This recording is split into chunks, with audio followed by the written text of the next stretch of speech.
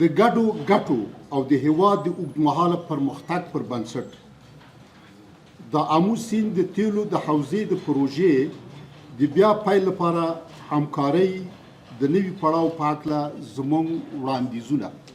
نن د سهار له لوري د آمو سیند د تیلو د پروژې د همکارۍ د هغه مسلې په اړه خبرې کوم چې په وروستیو کې پراخه پام ځان ته راړولی دی.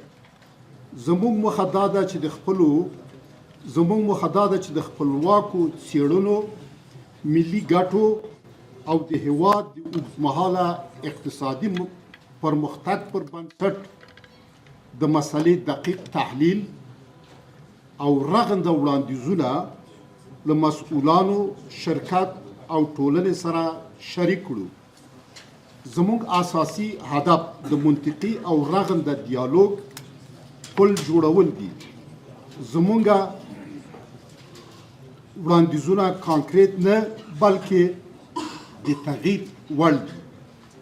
باید پر حقایقو ومنو او په عادلانه ډول هغه رغنده نقش قبول کړو چې چینایي شرکتونو د افغانستان د اقتصاد د بیا رغونې په لومړنیو کلونو کې لوبولی دی. باید روښانه راتلونکي ته وګورو او د پرمختګ په لور مؤثر عملي ګامونه اوچت کړو. دغه یوه ملي پروژه ده او ملي پروژه د افغانستان د خلکو سره لري.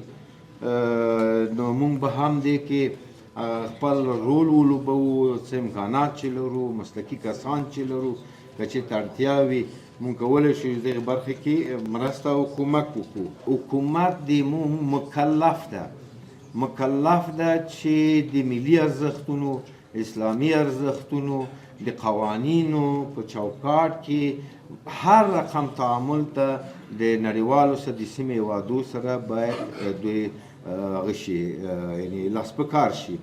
هیڅ نوع سیاسي مسایل په اقتصادي مسایلو باندې باید اغیز ونه کړي.